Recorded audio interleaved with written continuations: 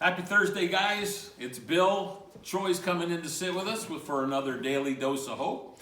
And we're talking this week about what do I do when someone hurts me? Yeah. In Genesis 42, there's the famous story of Joseph and his Technicolor Dreamcoat. That hurts. His brothers hurt him. Big time. Sold him into slavery. But there comes a point in chapter 42 where, as he was elevated in where he was in Egypt, they come in during a famine. He understands it's them. His heart is there to forgive them. He does forgive them, but he tests them a little bit before he kind of lets them fully back into their lives. Yeah. Talk about that story. You know, I love that story because it paints this picture of forgiveness is one thing. We've talked about this before. Trust is a different thing. Mm-hmm. There is a difference between forgiveness and trust. And there is nothing that cannot and should not be forgiven. But trust is a whole other issue. And trust takes time. Remember, I think we talked about this. Trust is rebuilt through faithful actions consistently done over time. That's good, yeah. And so what we see there is Joseph saying, man, I want to be in a relationship, but I need to make sure these folks, I've forgiven them. I've let go of the hurt. In fact, he even famously said, you know, what God meant, or for what you guys meant for evil, God meant for good.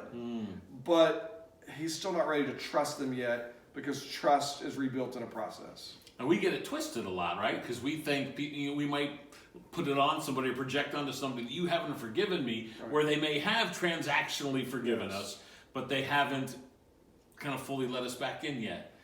And should we be angry with that? No, I mean, the reality is or this. Frustrated? Let's just say you and I are in a vehicle, and I am not paying attention. I am texting and driving, and we have a car accident, and you're hurt very, very badly. And I come to you in the hospital, and you're all in a body cast, and I say, Bill, I'm so sorry. And you say to me, Troy, it's okay. I love you. I forgive you. Okay? Yeah.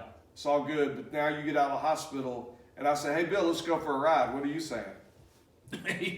Where's your phone? Yeah, no, I'm not right now. Yeah, you're not just jumping in the car with me. There needs to be some trust. But Troy, have you learned to not text and drive? Troy, have you learned to pay attention when you're driving? And when I rebuild trust, now that allows you to come and feel, you've forgiven me already, but you're not going to hop in the car with me until I've shown you consistent actions over time. So that's why you use the phrase trust appropriately. Yes. So now we're flipping it. Now we're the ones we're the ones who've been hurt. Now we have to, should that be a fast process? Or I mean, it just needs to be a process, and it will typically be slower the deeper the hurt is. Yeah. All right, so here's where we are. Here's where we're left with. We have to release people from the debt, transactionally forgive them, and then we have to, with God, with an open heart and open mind, learn to trust again those people who've hurt us. Right.